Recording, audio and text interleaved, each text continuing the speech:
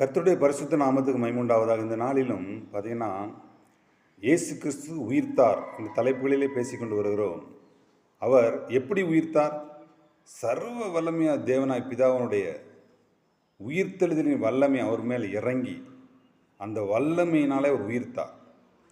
அந்த வல்லமையினாலே அவர் உயிர்த்ததுனால உயிரோடு எழும்பின அந்த வல்லமை நமக்குள்ளே அவர் தருவதற்காக அந்த வல்லமை இப்பொழுது காத்து கொண்டிருக்குது. அது பரிசுத்த ஆவியான, ஏன்னா பரிசுத்த ஆவியான வரும்போது நீங்கள் பலன் அடைந்து அப்படின்னு சொல்லப்பட்டிருக்கு. பலன் சொன்னால் வல்லமை.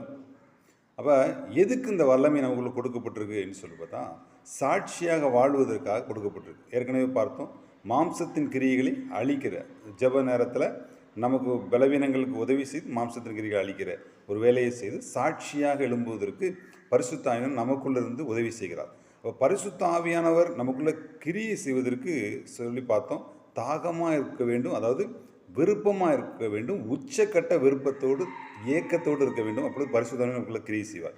இந்த நாளில் பார்த்தீங்கன்னா, பிசாசுக்கு ஒரு விசுவாசியுடைய எல்லையில் பிசாசுக்கு செயல்படுவதற்கு எந்த அதிகாரமும் கிடையாது. ஆனால் பிசாசு உண்டு, செயல்படும். ஆனால் நமக்கிட்ட எந்த அதிகாரமும் இல்லை. அப்போ எந்த அதிகாரத்தினால் அது செயல்படும் அப்படின்னு சொல்லி பார்த்தோன்னா, நம்முடைய மாம்சத்தின் கிரியைகளுக்கு இடம் கொடுக்கும்போது கசப்புகள், வெறுப்புகள், காயங்கள், இப்படிப்பட்ட காரியத்தின் மூலமாக பார்த்திங்கன்னா பிசாசுடைய தந்திரங்களுக்கு எதிர்த்து நிற்கிறது என்று வேதவசனம் சொல்லுகிறது.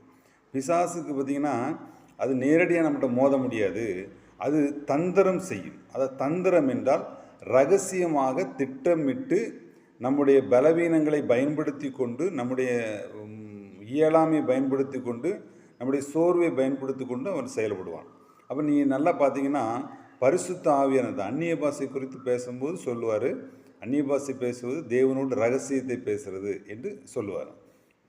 அப்போ பரிசுத்த ஆவியானவர் என்ன காரியத்தை நமக்குள்ளே கொண்டு வர போகிறார்?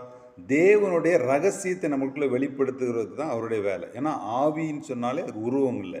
அப்போ கண்ணுக்கு முன்னாடி பார்க்க முடியாத ஒரு காரியத்தை தேவனிடமிருந்து நம்மகிட்ட கொண்டு வரக்கூடிய ஒரு வேலை தான் அதனுடைய வேலை.